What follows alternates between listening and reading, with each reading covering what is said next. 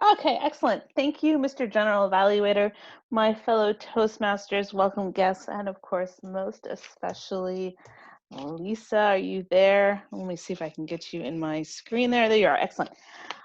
So Lisa's speech was Project 10 from the Competent Communicator Manual, and this speech had three distinct goals. And those objectives or goals were first to inspire an audience by appealing to noble motives and challenging the audience to achieve a higher level of beliefs or achievement. Two, to appeal to the audience needs and emotions by using stories, anecdotes, quotes to add drama. And three, to avoid using notes. And I think Lisa hit it out of the park on all three accounts. I think what a timely story to talk about.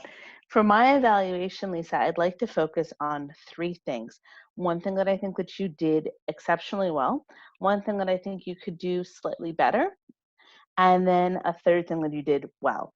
So the first thing that I think you did exceptionally well was the way Lisa used her Zoom setup. Now, a lot of us, like myself, you can see my shoulders and my face, and if I'm particular about where I put my hands, you can see me gesture with my hands. But what I really liked was Lisa's camera was set up quite a bit away from her, and at such an angle that we could almost see her to her waist. So that gave Lisa the ability to, she was very well framed where we could see her whole face, but also see a good portion of her body. So I think that that's something that you did exceptionally well. I'm not sure how you have your camera rigged, Lisa, but I really appreciated that you maybe intentionally, I'd like to give you the credit, you intentionally built that into how you set up for this speech this evening.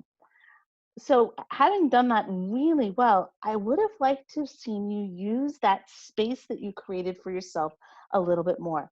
You used some gestures, and I saw a number of gestures and even some enumerating gestures, but I thought you could have used gestures a lot more, given that we could see more of your body and see more of you in the room as well. So you could even have added a little movement in there. So well done on the setup for your Zoom presentation and framing yourself. Use that space though. You really set it up so fabulously. The last thing that I'd like to talk about that I thought Lisa did very well was her structure.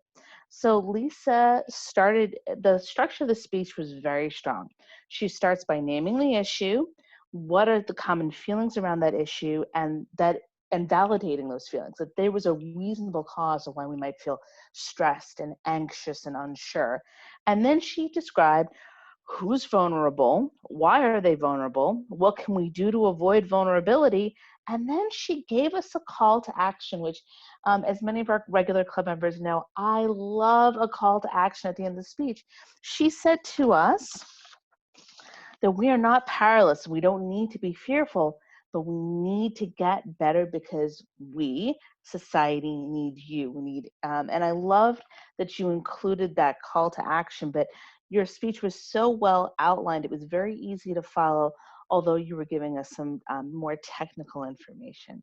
So thank you, Lisa, for yet another informative, well-crafted, and entertaining speech. Mr. General Evaluator.